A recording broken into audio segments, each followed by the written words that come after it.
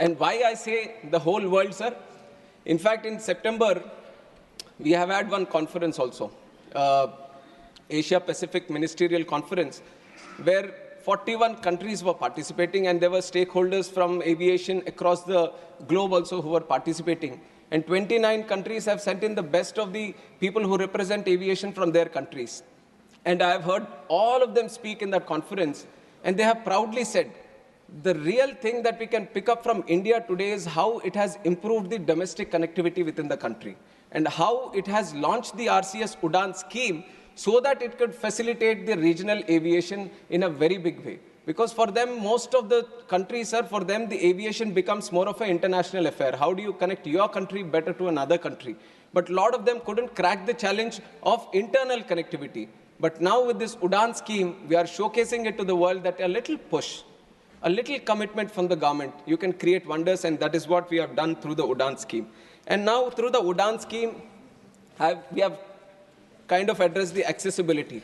Now the other thing that I mentioned after taking charge as a minister was that I want to bring in affordability also. And I understand all the concerns that each and every member has raised regarding the airfares. I am also a citizen of this country, and I was also a member, and before member, I was also a passenger. So I know one of the challenges that the people of this country face when they're traveling, and I understand the true spirit in which people would have spoken about the airfares also. But you have to understand that airfares regulation is, this debate has been there for quite some time, sir, and internationally also the process that they follow is they keep the aviation air ticket mechanism as a very deregulated sector, because that is how the whole sector moves forward. That is how there is a win-win situation for everyone. The market plays its game, and everyone gets facilitated in the process, and this is an international procedure. Nowhere in the world, any country has been regulating the air prices and seeing a progress in aviation. Everyone has a very deregularized sector only. And in fact, in our country also, at one point of time, there was a regulation on the airfares through the Air Corporations Act. Now, when was this Air Corporations Act taken out? It was in the year 1994 that the then government, that the then leaders thought, if the aviation needs a real push, then we have to deregulate, and that is when the deregulation happened. In 1994, the Air Corporations Act was taken away, in which it was mentioned that air caps need to be kept. So after that, it has been a free market. It has been a market with a dynamic airfare mechanism happening. And now, if you see, I have another report also, because many reports have mentioned, and we have done, I have also been thoroughly studying on the airfare mechanism. And we within the ministry, I would like to tell the whole house and the people of this country that from the ministry, we also monitor the prices. We have a tariff monitoring unit under our DGCA, which thoroughly looks after each and every fare that is happening in the country. And there is a liability on the airlines also. Before they decide on a price for a certain route or for a certain sector, they have to send it to us in the DGCA. Now, there was a circular before in 2010, when this price mechanism had to be sent to the ministry, and they were given a 1-month time period. That if for the next month, what are you going to charge? On the first day of this month, you have to tell the ministry itself that how much you are going to charge for, okay, so many seats in this bucket, so many seats in this bucket. It is a mechanism that they follow. But in that very circular, which was released in 2010, there was also a condition saying that within 24 hours, you can change the prices again. That seemed to be a little bit favoring to the airlines, or favoring to dynamically change at a much faster pace. Now, we in this government, we are committed to bring the affordability factor. Now we wanted to see how best we can do. So we are removing that clause. We are just keeping it for 1 month. So whatever fare is there, within 1 month, they have to address it to us. And we feel this kind of mechanism is going to address a little bit about the irregularities that we see in the airfares. Now, airfares, many of the members have spoken. And also one other thing I have to mention is that when the airfares, the biggest chunk of the airfare goes to the fuel price. And for the fuel price, I don't know how many people know or not, but these are the fuel prices, the taxes on that. The VAT on the fuel price is being decided by the states itself. And we, from the ministry, proactively trying to address this air price issue, we have constantly written to all the states, and some states have obliged. Some states realize that even if we reduce the VAT, some have done it to the 1% also, and they've kept it below 4%. And when they have done this, it is ultimately going to, even if they lose a little bit of revenue from this taxing, they're ultimately going to promote the aviation. So it is going to be a win-win situation and a lot of people done. But West Bengal, Delhi, these are states, Tamil Nadu, these are states which carry very high VAT percentage. So people from these states who would have raised about this air prices issue, I would once again make a very proactive approach to all of you that you speak to the state governments there. And if you can get the VAT reduced in that, that is going to reduce the price, because 45% of the price of the ticket is because of the fuel prices. So if you cut down on the VAT there, then definitely it is going to bring down the prices furthermore. So that is one request that I would want to make to all the MPs who represent the states, and they could speak to the state governments. And like I've said, the tariff monitoring unit is there. One key observation that we have found about this 24 hours, we want to change, we want to move into that direction. And we are comparing all the air prices of last year, previous year, because we also want to find a trend. Now, air prices, because it is a market-oriented system, whenever you see a festival, or whenever you see some kind of huge event happening in a certain region, or whenever there seems to be a huge inflow and outflow of passengers because of some activity that is happening there, then definitely the market seems to push it, the demand increases, and suddenly because of the demand, the prices also try to creep up. So we have tried to observe, because in Lok Sabha, when I was presenting this bill, this issue has been flagged over there also. And in fact, our Honorable Speaker of the House, he has also mentioned and suggested that we should speak with the airlines and do it. And we have done that also in the month of August. We have sat down with the airlines. We have sensitized them about this problem, that this is not a government problem or anything, it is a people's problem. It has been raised in the House, and our Honorable Speaker has also mentioned about it. So according to that, we have met the airlines, we have sensitized them, and then after the season, the Diwali season has been done, we have observed that in the previous Diwali, 2023, 2 days prior to the Diwali season, and now 2 days prior to this, the major sectors between the metros and the major connectivity points where huge traffic flows, the prices have reduced from 2% to the tune of 42%. This is something just by proactively reacting to the suggestions that you have given and interacting with the airlines and sensitizing that, we'll be thoroughly monitoring the air prices. And if there is anything, because we all have the rules right now, that if anything happens out of the rules, then we can penalize them also. So we are making the tariff monitoring unit system more and more robust, so that they can't act according to their whims and fancies, and they feel like they're in a closed room and they can do whatever they want. We are keeping a watchful eye on them, and we are moving one step at a time. And we want to ensure that जो हवाई चप्पल से हवाई जहाज का सफर जो है, वो अभी तक आधा तो सच हो गया है, और पूरी तरह से इसमें और लोगों को शामिल करने का जो ये है, वो आगे करते रहेंगे, और ये हमारे वादा है सरकार की तरफ से. And on top of this, airfares, there was also an issue of bomb threats also. And if you look at the bomb threats, it was during a specific period.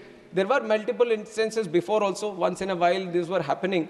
But from 10th October to 24th November, there was sudden surge and so many threats happening on the social media, especially on Twitter, and some were through calls and all.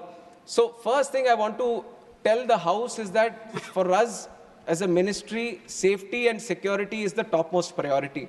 Now the threat can be a hoax threat or it can be a fake threat. But for us, once a threat is received, we have to follow the protocol, because we can't put any life at risk just based on assumptions or based on what we think the threat could be. So in that time, we have increased the security, overall surveillance, overall security measures that we need to take. On one step, we have improved.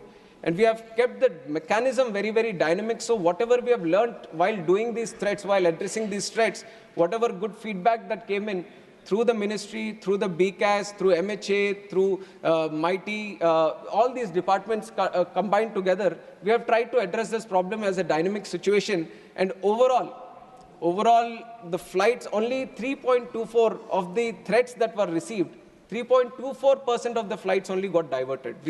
Much of this thing we were able to address, and we were trying to get down the inconvenience faced by the passengers to the very minimum. That was one dynamic approach which we followed during the bomb threats. But I agree that this can't keep happening all the time. Now, they can't keep taking advantage of this situation that we are going to check each and every plane whenever a threat is received, and they can't do all these hoax threats, because all the threats we received were hoax threats. We thoroughly followed the process, and nowhere we found that there was any real threat. But as we move forward, we understand that this couldn't follow, so we are making some legislative changes also on this. We have aircraft security rules, and through these aircraft security rules, what we are trying to bring in is a legislation change where whoever found guilty of doing this will be put under no-fly list. So this is one approach that we are taking, so at least it becomes a deterrent. Because 3 instances, we have found out that there have been 11 different IDs that have been used through social media, and the police, especially Mumbai police and Delhi police, they have made some attempts to catch some people also. And they have found out that one person who was going after this, he had some kind of personal grudge against the person who was flying on that flight. So for that reason, he puts in a threat on social media that there is a bomb on the plane. So with these kind of using it for very petty pranking styles, or just not understanding the whole seriousness about the air travel and the security that we follow, we don't want people to step into that direction of using the aviation sector as doing for these pranksters. So to put a deterrent, we are changing the aircraft security rules and making the no-fly list for these people who do these kind of activities. And also there is another act. Now people have mentioned, why don't you put it in this act also? But under the civil aviation, we have another act, which is the Swastika Act, Safety Suppression of Unlawful Acts Against Safety of Civil Aviation. This is another act which specifically deals with these offenses and unlawful activities regarding the plane. And we found that that can be strengthened a little bit. So we are going into amend that law. We are bringing in slightly more stringent laws into that act itself, which will address the concern that has been raised today. So in very quick time, we would like to bring it to the House also, so that the amendment that is proposed in the Swastika Act can also get passed, and that is regarding the bomb threats we are facing.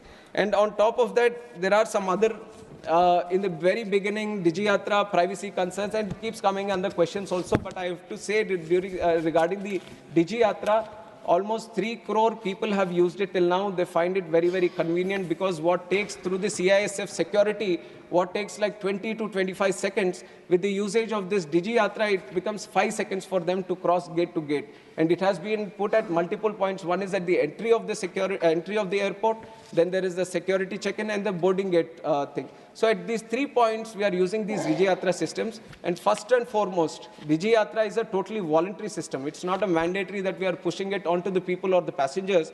Whoever feels that it is convenient for me to use the Digiyatra, only he gets to use it. And how do we address the privacy? There is a certain audit on this. There is a forensic audit which has been done, and everyone has pointed out that no privacy threat is being done by the Digiyatra. And whatever the information that is stored in the Digiyatra system, it gets purged. Once you use Digiyatra, the whole information about the Aadhaar or whatever details you put in, it gets stored on your phone itself. It doesn't go to any other place. Only when you put in the boarding card, the airport gets notified that you're traveling through this airport at this time.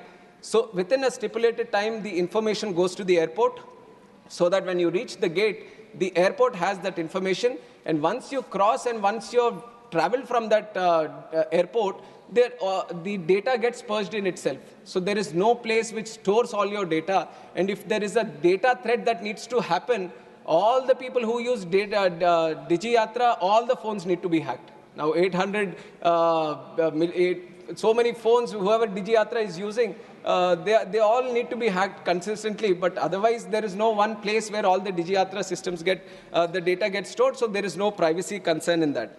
And other than that, drones and advanced air mobility, I'm very happy that people are also seeing that aviation has many other sectors. Otherwise, people feel that we only deal with the airplanes, but whatever is there in the space, whatever utilizes the space, any kind of vehicle that utilizes the space, it all comes under the Ministry of Civil Aviation.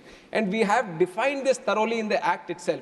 And much of it, because this is a very robust industry, the rules need to be consistently changed, the airspaces, it's an international affair, and all of these coming together, then you need to have a very robust mechanism that somewhere, like I've said in the opening speech also, the International Civil Aviation Organization, which speaks with its under 193 member countries and continuously recommends us on what the protocols need to be, what the requirements need to be. So not every time once they say that, acha, ye karo, then I can't bring everything to the parliament. So we are bringing in the principal act, in the principal act itself, we are saying, let us have the authority to make these rules little more strongly.